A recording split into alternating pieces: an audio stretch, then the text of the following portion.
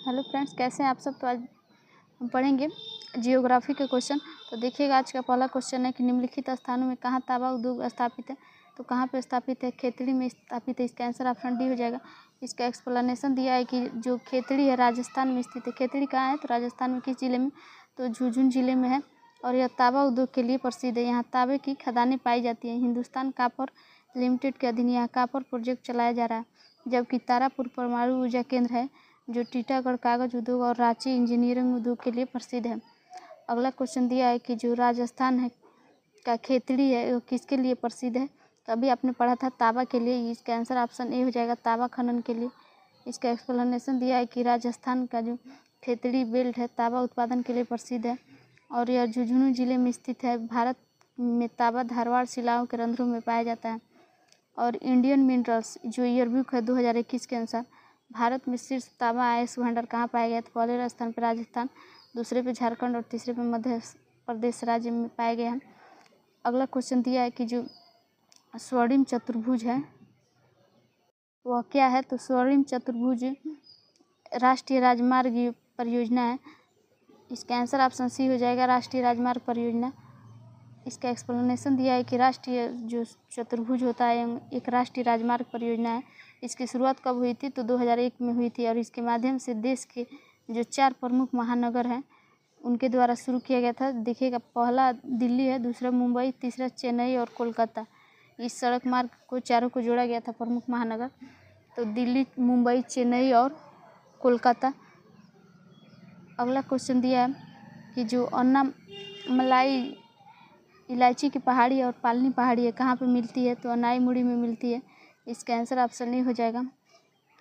इसका एक्सप्लेनेशन दिया है कि जो अनाईमुड़ी भारत के पश्चिमी घाट की एक पर्वत श्रृंखला है और यह केरल के एर्नाकुलम जिले और इडुक्की जिला में स्थित है। यहीं पर अन्नामलाई जो इलायची पहाड़ी और पालनी की पहाड़ी मिलती है।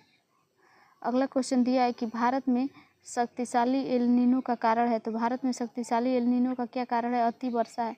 इसका आंसर ऑप्शन बी हो जाएगा, अत्यधिक वर्षा ही एल नीनो का कारण है। एल नीनो कहाँ है? तो भूमध्य रेखा जो है उसके पास पूर्वी प्रशांत क्षेत्र होता है, वहाँ गर्म पानी में जमाव के कारण होता है एल नीनो। और गर्म पानी की सतह से होने के परिणामस्वरूप ये नम हवा के ऊपर उठने पर तूफान बन सकते हैं, जिसके कारण अति वर्षा होती है। आगे अगला क्वेश्चन दिया है कि बृहत हिमालय है और हिमाद्री जिसे कहते हैं पूर्वी छोर पर कौन सा पर्वत है? तो नामचा बारवा पर्वत है। इसका आंसर ऑप्शन डी हो जाएगा।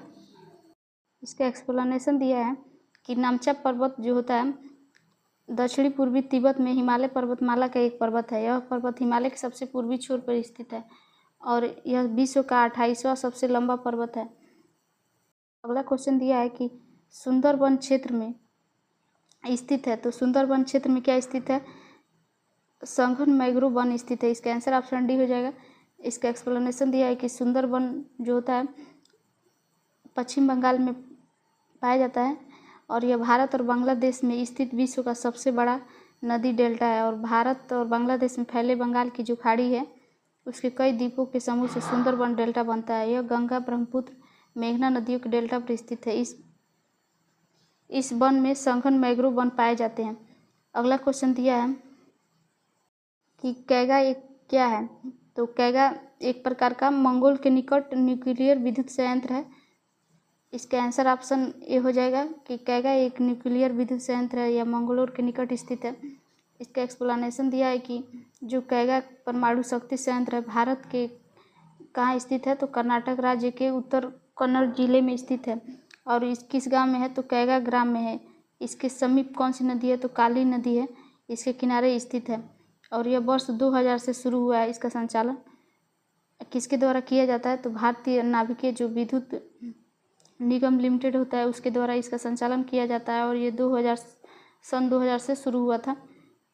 अगला क्वेश्चन दिया है कि हरित क्रांति होता है, इसके कारण निम्नलिखित फसलों में किसके उत्पादन में सर्वाधिक वृद्धि हुई थी? तो गेहूं में। इसका आंसर ऑप्शन बी हो जाएगा। एक्सप्लेनेशन दिया है कि भारत में जो हरित क्रांति है उसका कारण गेहूं की फसलों के उत्पादन में वृद्धि अधिकतम दर पर देखी गई थी। इसकी शुरुआत कब हुई थी? तो 1966 से 67 में भारतीय कृषि में उच्च उपज वाले किस्म के जो HYV के बीज से उत्पन्न हुई है। और भारत में हरित क्रांति के जन्मदाता कौन है? तो MS स्वामीनाथन है। अगला क्वेश्चन दिया है कि सिंचित जो भूमि होता है, सिंचित जो भूमि के अंतर्गत शुद्ध बोई गई जो भूमि परसेंटेज होता है, तो घटते क्रम में राज्यों के सही क्रम लिखिए, यानी कि जो सबसे अधिक है उसको पहले लिखना है, उसके बाद से उससे कम ऐसे लिखना है। सबसे अधिक उत्तर प्रदेश में है और उसके बाद से आंध्र प्रदेश में, उसके बाद हरियाणा और सबसे कम पंजाब में। तो सबसे ज़्यादा उत्तर प्रदेश, उससे कम आंध्र प्रदेश, उससे कम हरियाणा और उससे कम पंजाब। तो इसका आंसर ऑप्शन बी हो जाएगा।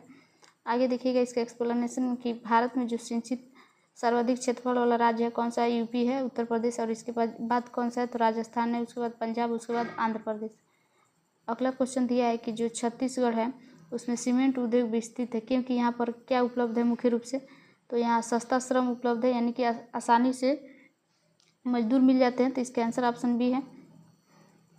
आधारभूत जो उद्योग है लौह इस्पात के पश्चात राज्य में सीमेंट उद्योग का स्थान है। इस राज्य में चूना पत्थर के कारण सीमेंट उद्योग का पर्याप्त विकास हुआ है और राज्य में प्रथम सीमेंट कारखाना एसएससी द्वारा 1964 में दुर्ग के जो जामुल नामक स्थान है वहाँ पर स्थापित किया गया था। तो जो एसएससी सीमेंट है उसका प्रथम फैक्ट्री कहाँ लागू हुआ था, तो 1964 ईस्वी में दुर्ग के जामुल नामक स्थान पर। अगला क्वेश्चन दिया है कि जो भारत का 40% सड़क परिवहन होता है वो किस मार्ग से होता है, तो राष्ट्रीय राजमार्ग से होता है। इसका आंसर ऑप्शन ए हो जाएगा।